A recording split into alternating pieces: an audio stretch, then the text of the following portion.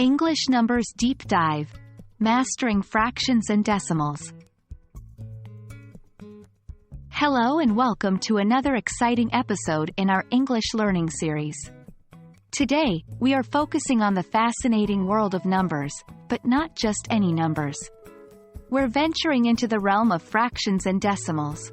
Our goal is to understand how to compare and order them. So, without further ado, let's dive in. Fractions are a way of representing parts of a whole. We use them every day, like when we say, half an hour, or quarter of a pizza. Decimals, on the other hand, are another way to represent fractions, but in a system based on tens.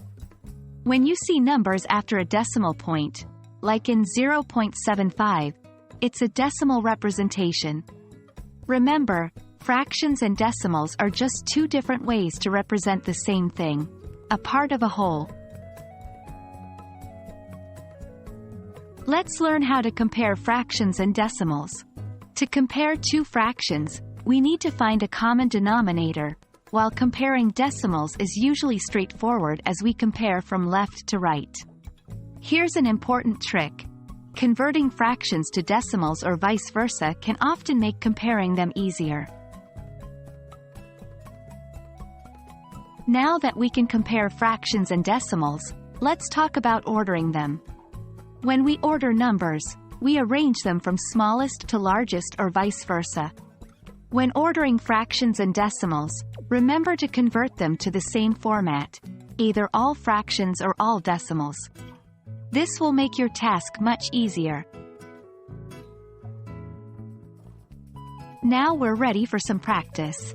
We have prepared a series of worksheets for you, with exercises to practice comparing and ordering fractions and decimals. These exercises will help solidify your understanding and give you confidence in dealing with fractions and decimals. The best way to master these skills is through practice.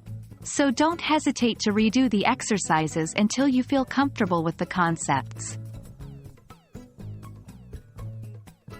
And that wraps up our deep dive into fractions and decimals. We hope you found this video helpful and now feel more confident in comparing and ordering fractions and decimals. Remember, practice makes perfect. The more you engage with these concepts, the easier they will become. Thank you for joining us today, and we look forward to seeing you in our next English learning adventure.